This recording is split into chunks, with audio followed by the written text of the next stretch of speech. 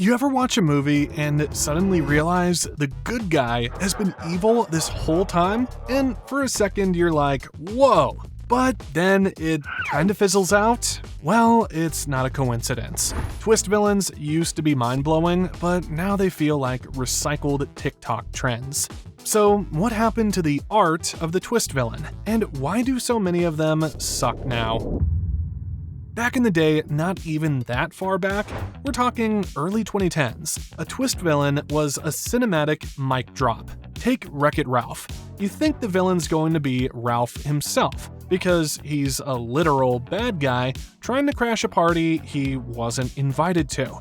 Or you even think it is Vanellope von Schweetz, who is literally called the Glitch. But then, slowly, the story reveals its villain, Turbo, a washed-up racing star hiding in plain sight, obsessed with fame and willing to rewrite code, crush dreams, and straight-up murder pixelated characters just to stay relevant.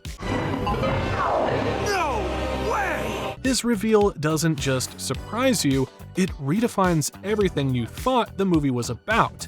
Coco also hits the mark very well. A beautiful journey about family, music, legacy, until Ernesto de la Cruz takes off his charming mask and reveals himself to be a full-on sociopathic murderer and thief. How could you? Security! Security! But what made these twists work? Well, for one, they weren't just about the twist. They weren't plot grenades thrown in at the 11th hour to wake up the audience. They were deeply rooted in the movie's DNA. Turbo, for one, was a thematic mirror. While Ralph earned the recognition he wanted, Turbo stole his. Ernesto? He was a cautionary tale, an embodiment of what happens when legacy becomes more important than humanity. But perhaps the most striking thing is that these revelations landed hard because they were rare.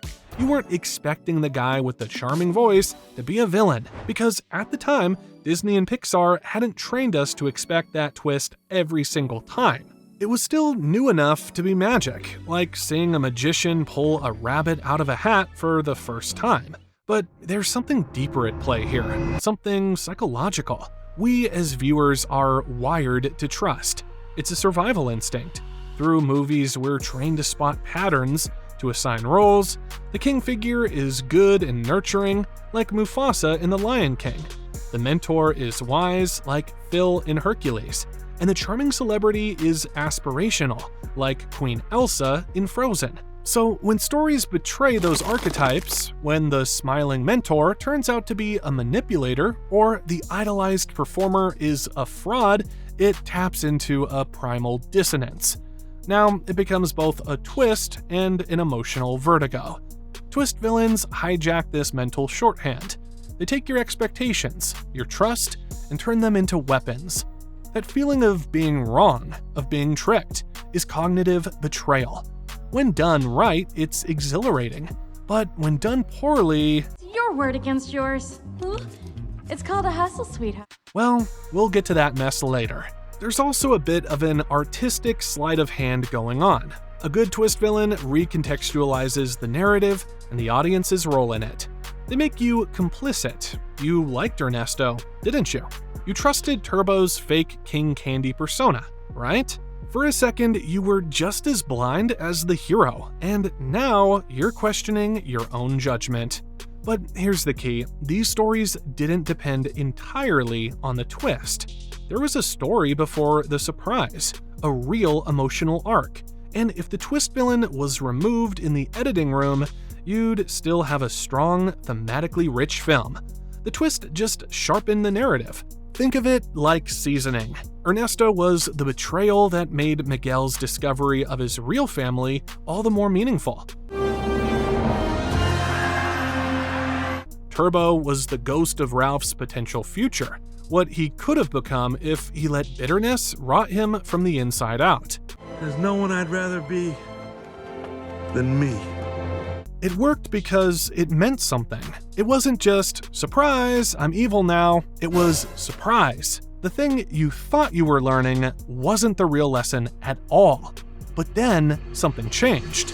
Studios saw how audiences reacted to those twists. The gasps, the think pieces, the merchandise. And they started riding that dragon. Suddenly, everyone wanted their own Ernesto moment.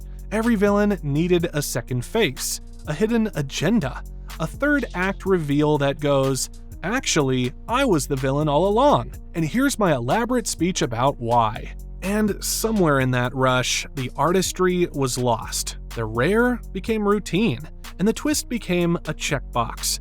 But if it were just about chasing trends, we could brush it off as a creative phase.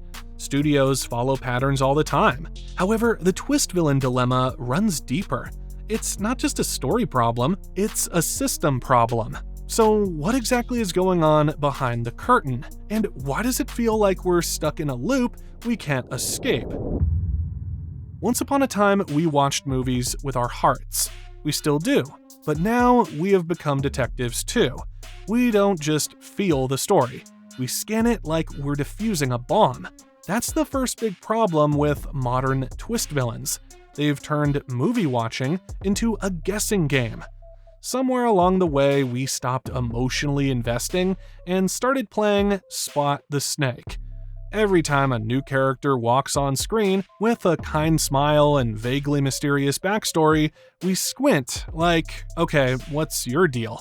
Is she too helpful? Is he too noble? Why is that one guy just standing in the background, not blinking? Suddenly, the movie isn't about the story. It's about beating the twist before it beats you. In Raya and the Last Dragon, the film wants us to buy into this world of broken trust, but it accidentally trains us not to trust the movie itself. You're watching to see who's gonna stab whom in the back next. Thank you, Debla. You've been very helpful. And sure enough, the central betrayal comes from Namari, Raya's childhood rival turned uneasy ally. She hesitates, then shoots. Even though she regrets it, by then, trust is already shattered again. And because the story expects you to see everyone as a potential traitor, that moment is not tragic, but predictable. And that's the crisis, the expectation game resulting from narrative fatigue. Audiences have now been trained to look for twists, so the surprise doesn't work anymore. And the result? Emotional investment drops because everyone feels sus. As for the second problem, we would take Zootopia's Bellwether as a case study. She's got a solid motive, years of species-based discrimination, overlooked by society, underestimated by everyone. But she's barely in the movie. She's just kind of there. It's a real proud day for us little guys. Bellwether, make room, will you? Come on. So when she flips the switch, it doesn't hit like an emotional gut punch. But what was the problem exactly? Simple. No time, no impact. A good twist villain needs buildup, for the shock and for the emotional weight. But too often, these villains show up 5 minutes before the credits roll, reveal their big gotcha, and then it's boss fight, moral lesson, goodbye. It's like being introduced to someone at a party and immediately told they've been spreading rumors about you for years. There's no tension, no betrayal, just exposition. Same with Callahan from Big Hero 6. His daughter's loss? Tragic. His revenge plan? Makes sense. But there's no real relationship with Hero before the turn. No slow unraveling. Just, surprise, I'm the villain. Professor Callahan? The third problem with the twist villains is that it doesn't start in the script, but in the boardroom. One dirty little secret of twist villains is that you can't sell what you can't show. If your villain is a twist, you can't put them in the trailers, plaster their face on lunchboxes, and you certainly can't make Lego sets with their evil lair, because, well, spoilers. And in the world of kids' movies, where merchandising is half the business model, that's a problem. This means the issue isn't purely creative, it's also financial and strategic. Studios aren't just thinking about telling a good story, but also about how to market and sell that story. Just look at Turbo. You couldn't market him without giving away the game. His identity is the twist. So what do? You lean harder into Vanellope or Ralph, or candy-themed chaos. The villain becomes invisible in the ad campaign. He doesn't get the Darth Vader treatment. He doesn't get the Scar-level quote everyone remembers. He's just a footnote in a movie people otherwise love. And that invisibility, it leaks into the culture. No Halloween costume, no memes, no staying power. If no one knows your villain exists, no one's buying his toy. And if no one's buying his toy, why write a compelling villain at all? So now we're stuck in this weird cycle. Writers want to surprise us, studios want to sell us stuff. And somewhere in the middle, the villain, the actual narrative engine that's supposed to challenge the hero's soul, gets reduced to a late-game plot twist who can't show up in the poster. Unfortunately, the twist villain dilemma doesn't end here. You see, even beyond structure, timing, and marketing, there's one more problem, and this one hits at the core of why twist villains have stopped hitting, and that's thematic repetition, aka they all start to sound the same. You've seen it, the twist villain's monologue, the dramatic reveal, and the backstory that's supposed to reframe everything, but instead just feels like deja vu in different clothes. How many times have we seen stories where the villain whined about being overlooked? As if being poorly written wasn't bad enough for Bellwether. She was still underappreciated. Her power grab is framed as justice for the overlooked. But by now, that motive is already so common. You think we're lying? Then explain the motivations for these villains. Syndrome in The Incredibles, Evelyn Dever in The Incredibles 2, and even Lotso in Toy Story 3. These were villains who felt they deserved more than what was given to them. The only difference is they were better written than Bellwether. These overlooked villains are also tied to the I deserve the spotlight bad guys. Turbo went rogue because another game became more popular than his. He couldn't handle losing the spotlight and literally hijacked another game's identity to keep himself relevant. It's a near-perfect parallel to Ernesto's kill your way to fame trajectory, just done in code. Even Scar has a similar motivation. I'm surrounded by idiots. He's jealous of Mufasa's power and Simba's birthright. His villainy is driven by entitlement. He believes he deserves the throne, and he's willing to lie, murder, and manipulate to get it. So, you see, it's the same villain motivation dressed up in different animation styles. But honestly, these aren't bad stories. Individually, they work. However, when you zoom out, they blur together. It's the same moral wound, the same emotional shape, just slightly remixed. And after a while, even the well-intentioned ones start to feel like cover songs of better-written originals. This kind of repetition dulls the twist, not because the motivation isn't valid, but because it's overused. It turns rich character potential into a formula, and audiences start predicting it halfway through the movie. You see a charming side character with vague emotional damage and think, there it is. There's your tragic reveal coming in Act 3. The worst part, these villains often start out interesting, but because their motivation is so familiar, it flattens them into emotional cliches. It's like the movies saying, you know how this goes, we won't explain it too much, you've seen this before. And that's the problem. We have. So if twist villains are becoming predictable, shallow, and kinda merch-proof, does that mean we should just stop using them entirely? Is all hope lost for the twist villain narratives, or is there something that can be done? The twist villain can still work, but only if we stop treating the twist like the main course. Because at their best, twist villains shock and reframe the story. They force you to rethink everything you thought you knew.